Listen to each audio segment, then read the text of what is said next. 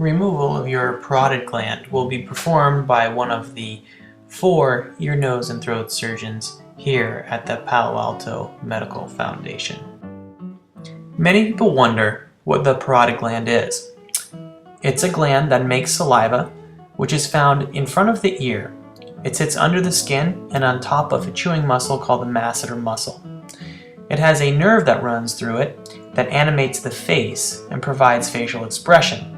This is called the facial nerve. It also produces saliva at rest, but this is a minor amount of saliva. Indeed, it is the main producer of saliva when stimulated by eating or chewing. The parotid gland can be removed for several reasons. Most likely, there is a mass growing within the gland. There is a suspected cancer or a proven cancer within the gland, or there's chronic infection of the gland, usually from a blocked salivary duct that drains saliva. Prior to having your parotid gland removed, your surgeon will have gone over the indication for removal with you. There will be a clinical visit set up prior to surgery, where the surgeon and physician assistant will complete all the necessary forms to have the surgery done. You'll review the consent form and watch this video on that day. You may need further workup with EKGs, blood draws, and x-rays, but this will be reviewed at the time of this visit. The parotid gland is removed through an incision designed by the surgeon. It's placed in front of the ear and travels down through to the neck in a natural skin crease. The skin and soft tissues are lifted as the parotid gland is removed. Care is taken to avoid damage to the facial nerve. When the scar heals, it should heal with minimal visibility, but it does take time for the maximal camouflage of the scar to occur.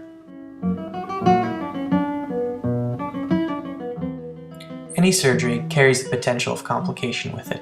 Bleeding, infection, and pain are possible complications of removal of a parotid gland. Some patients may develop a thick scar in the area. Dry mouth is uncommon as there's ample salivary tissue throughout the mouth to help overcome the lack of parotid tissue. Some people experience sweating over the cheek while eating. This is uncommon, but easily manageable. Collection of saliva can happen under the skin. This takes 6 weeks typically to resolve. Facial weakness or paralysis is rare, but possible. And patients do have numbness of the earlobe and facial skin, which tends to come back with time.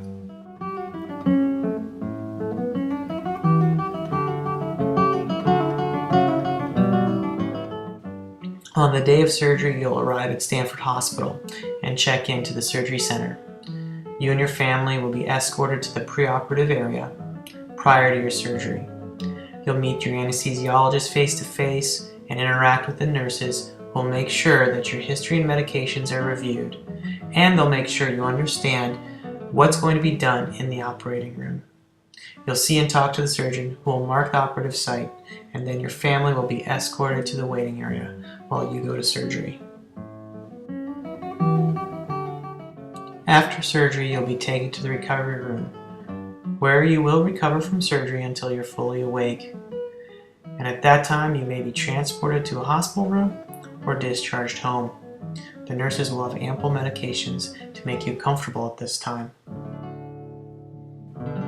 Your goal at this time is to simply relax and recover from surgery.